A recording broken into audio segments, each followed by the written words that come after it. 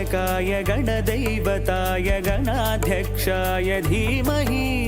गुणशरीराय गुणमण्डिताय गुणेशानाय धीमहि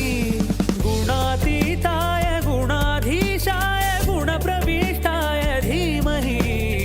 एकदन्ताय वक्रतुण्डाय गौरीतनयाय धीमहि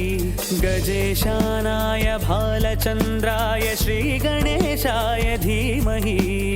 एकदन्ताय वक्रतुण्डाय गौरीतनयाय धीमहि गजेशानाय भालचन्द्राय श्रीगणेशाय धीमहि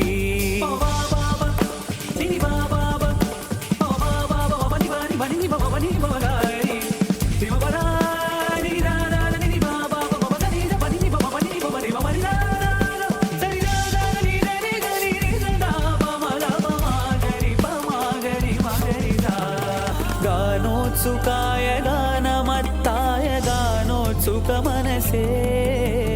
गुरुपूजिताय गुरुदैवताय गुरुकुलस्थायिने गुरुविक्रमाय गुह्यप्रवराय गुरवे गुणगुरवे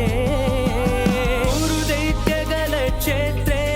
गुरुधर्मसदाराध्याय गुरुपुत्रपरित्रात्रे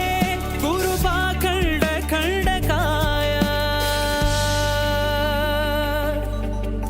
गीतसाराय गीततत्त्वाय गीतगोत्राय धीमहि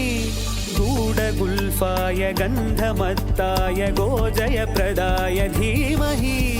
गुणातीताय गुणाधीशाय गुणप्रविष्टाय धीमहि एकदन्ताय वक्रतुण्डाय गौरीतनयाय धीमहि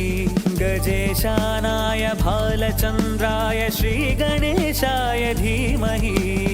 एकदन्ताय वक्रतुण्डाय गौरीतनयाय धीमहि गजेशानाय भालचन्द्राय श्रीगणेशाय धीमहि